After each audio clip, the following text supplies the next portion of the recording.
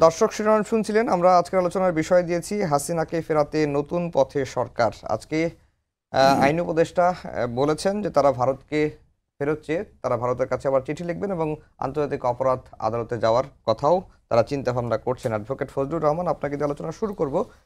এই যে বিচারটা হলো, বিচার নিয়ে আপনার মন্তব্য জানতে চাই। একই সঙ্গে এই বিচার নিয়ে আপনার একটি মন্তব্য, ফটোকার্ড যেটি সেটি আপনার কি আপনার না সে বিষয়টিও জানবো।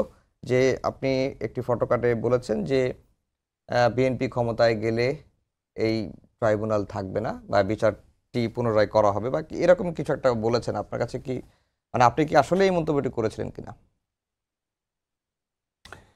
দেখেন, আপনাকে অসংখ্য ধন্যবাদ প্রথমে এই প্রশ্নটি করার জন্য।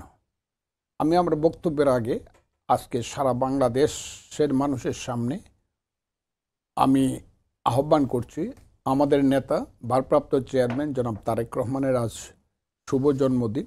ওনার জন্য, ওনার সুস্বাস্থ্যের জন্য, ওনাকে যাতে আল্লাহ সুখ ভালো রাখেন তার জন্য দোয়া কামনা করছি দেশের মানুষের কাছে। আপনি যে প্রশ্নটা, এই কারণে আপনাকে অফুরন্ত ধন্যবাদ। আমি আগেই বলছি, এই দেশে ইসলামের নামে মিথ্যাবাদী, মুনাফেক যত কিছু সৃষ্টি হয়েছে, অপপ্রচারকারী, এই পৃথিবীতে এটা হবে, এটা আমি আমার এই ৭৮ বছরের জীবনে আমি কল্পনা করিনি। এটা ভীষণ মিথ্যাবাদী, অপপ্রচারকারী। যে আমি বলছি যে বিএনপি আসলে এই কোর্ট এই বিচার থাকবে না। আমি এই কথাটি বলি না। আমি যা বলছি আমার পরে সমস্ত পৃথিবী এখন তা বলতেছে। আমি বলছি যে procedure of the trial court বা কনস্টিটিউশন অফ দ্য কোর্ট এটা সঠিক না। কেন বলছি? এক নম্বর হইলো, সেটা আমি প্রথমে বলবো একজন মুক্তিযোদ্ধা হিসেবে, যে এই যে কোর্ট যে নামে হয়েছে, এইটা হয়েছে আজ থেকে প্রায় ৫৫ বছর আগে ১৯৭১ সনে ১৬ই ডিসেম্বর বিকাল ৪:৩০টার সময় যখন পরাজিত পাকিস্তানি হানাদার বাহিনীর প্রধান সেনাপতি আবদুল্লাহ খান নিয়াজি সারেন্ডার করে যৌথ বাহিনীর কমান্ডার পূর্বাঞ্চলীয় কমান্ডার লেফটেন্যান্ট জেনারেল অরোরার কাছে এবং রিভলভারটা তার পায়ের কাছে রাখার পরে যখন দস্তখত করে, সেই কন্ডিশনে লেখা ছিল এরা হইল যুদ্ধ অপরাধী, এদের বিচার হবে এবং সাথে সাথে বিচার হবে এদেরকে দ্বারা সহযোগিতা করেছে বাংলাদেশের। এর মধ্যে সুস্পষ্টভাবে লেখা আছে মুসলিম লীগ, জামাতে ইসলাম, নেজামে ইসলাম এবং বাহিনী হিসাবে আল বদর, রাজাকার, আল শাম, তাদের বিচার হবে। তারই প্রেক্ষাপটে ৭৩ সনে এই কোর্টটা গঠন করা হয়েছিল। এটা খুব বেশিভাবে বলার, এবং সেই কোর্টের যে যিনি প্রধান প্রসিকিউটর ছিলেন তার নাম ছিল জনাবে এস.আর. পাল, সবিতা রঞ্জন পাল। তার দুইজন সাথী ছিলেন, একজন সাবেক অ্যাটর্নি জেনারেল জনাব ফকির শাহাবুদ্দিন আহমদ এবং কিছুদিন আগে মৃত্যুবরণ করেছে আমার সিনিয়র জনাব খন্দকার মাহবুব হোসেন। সেইটা এক পর্যায়ে এসে বিচার কিছু হয়েছে, হয় নাই, থেমে যায়। বঙ্গবন্ধু বলছে কিছু মাপ করে দিছে, কিছুরে রাইখে দিছে, এইরকম একটা হয়েছে। এরপরে বিচারটা আর চলে নাই। হাসিনা আইসা আবার সেই একই আদালতটা গঠন করছে তাদের বিরুদ্ধে যারা মুক্তিযুদ্ধে পাকিস্তানি বাহিনীকে সহায়তা করেছিল এবং আমার ৩০ লোককে হত্যার জন্য যারা সহযোগী ছিল, ২ লক্ষ মা বোনের ইজ্জত এবং শত শত বুদ্ধিজীবীকে যারা হত্যা করেছিল, সেই বিচারটা করার জন্য আবার এটা রিকনস্টিটিউট করে। আমার কথাটা হলো, আমি মুক্তিযোদ্ধা, প্রথম বলতেছি মুক্তিযোদ্ধা হিসাবে, যে আদালতে ৭১-এর যুদ্ধ অপরাধের বিচার হয়েছে, এর চেয়ে জঘন্যতম অপরাধ পৃথিবীর ইতিহাসে খুব বেশি ঘটে নাই বা ঘটেই নাই। এই আদালতে দেশের অভ্যন্তরে সরকার পরিবর্তন করতে গিয়ে যে নিষ্ঠুরতাটা হয়েছে, শেখ হাসিনা সরকার করেছে, যে হত্যাকাণ্ড হয়েছে, একই আদালতে সেই বিচারটা হতে পারে না। সেটা ভিন্ন জিনিস। একটা রাষ্ট্রের সঙ্গে একটা রাষ্ট্রের যুদ্ধ, পরস্পরের মধ্যে গোলাগুলি ৯ মাস, লক্ষ লক্ষ লোকের রক্ত।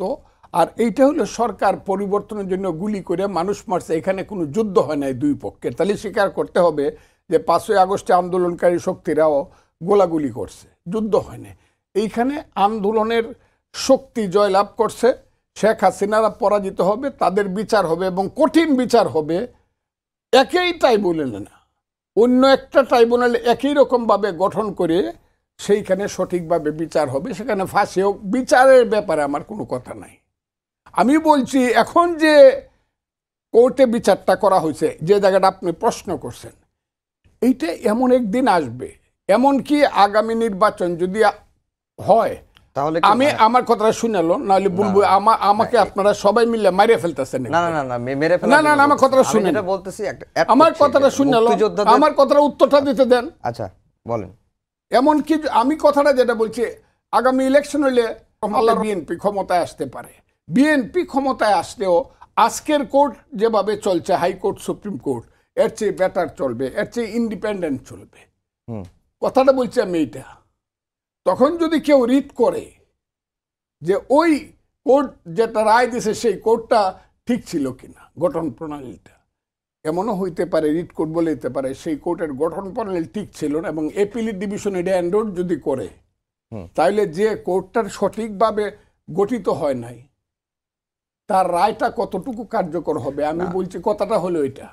এখানে যেটা বলি যে এই কোর্টের যে মর্যাদা, সেটা তো হাইকোর্ট বেঞ্চের সমমান মর্যাদা, এবং এই আইনটাকে বা এই আদালতটাকে সাংবিধানিকভাবেও প্রোটেক্ট করা হয়েছে। আপনি রিটের কথা কেন বলছেন?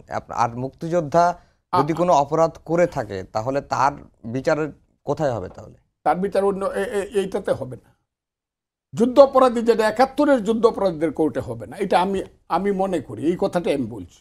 এবং এটা একদিন প্রমাণিত হবে যে যারা ৭১-এর যুদ্ধ অপরাধী ছিল সেই কোর্টে যাদের বিচার হয়েছে, এই কোর্টে তাদের বিচার হবে। অন্য একটা কোর্ট করেন, একই পাওয়ার দেওয়া করেন, বাট নট দিস কোর্ট। আমি বলছি কথাটা এইটা। এটা তো কোর্টের মানে এটা তো কোর্টের সমস্যা না, মানে অবকাঠামোগত বিষয়গুলো বিচার হলে। কোর্ট যদি ডিফেক্টিভ হয়, তাহলে তার রায়টা কতটুকু কার্যকর হবে? আমি তো বরং, এবং এই কথাটা, একই কথাটা আমি যে কথাটা বলছি, যে সারা পৃথিবীর জাতিসংঘ বলছে, এই যে কালকে যারা এটারে কি বলে, মানবাধিকার সংস্থাগুলো সবগুলো বলছে, আজকে ইউরোপের 5টা দেশ বলছে যে প্রসিডিউর, কোর্ট গঠন এবং এটা প্রসিডিউরের ভুল আছে। আপনি দেখেন, এখন এই কথাটা আমি বললে দোষ হলো, সারা পৃথিবী বললে দোষ নেই। জি জি, মাহবুব আজিজ ভাই অনেক কথাই বললেন, অ্যাডভোকেট ফজলুর রহমান।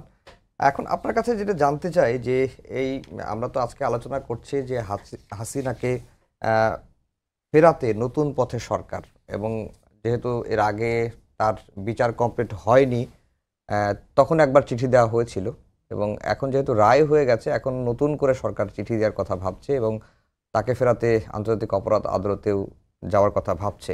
এসব প্রক্রিয়া কি আসলে সফল হবে কিনা?